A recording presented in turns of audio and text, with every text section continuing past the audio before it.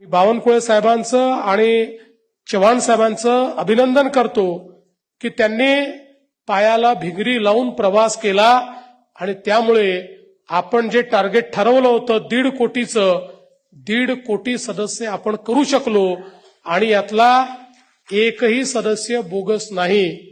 कारण आपली पद्धतच सदस्यतेची अशी आहे की खरा माणूस असल्याशिवाय सदस्यच होऊ शकत नाही।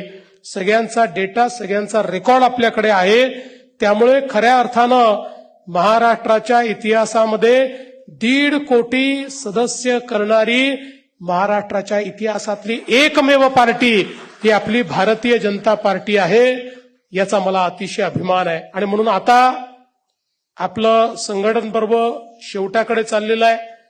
मंडळ झाले, जिल्हे होतील, त्यानंतर मग आपली प्रदेश निवडणूक होईल आणि त्याच दरम्यान आता अगदी ऐरणीवर स्थानिक स्वराज्य संस्थांची निवडणूक आहे। त्यामुळे मला असं वाटतं की आता पुन्हा एकदा पूर्ण शक्तीने आपण कामाला लागूया।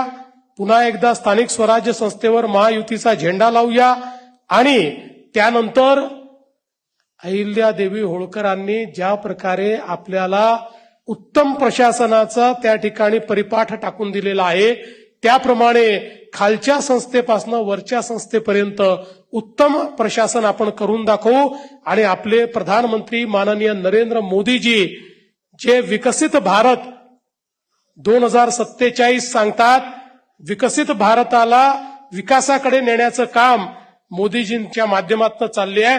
त्यांच्याच नेतृत्वात आपण सगळे मिळून विकसित महाराष्ट्र देखील घडवूया एवढंच आजच्या निमित्ताने सांगतो। पुन्हा एकदा आपल्या सर्वांना मनपूर्वक शुभेच्छा देतो।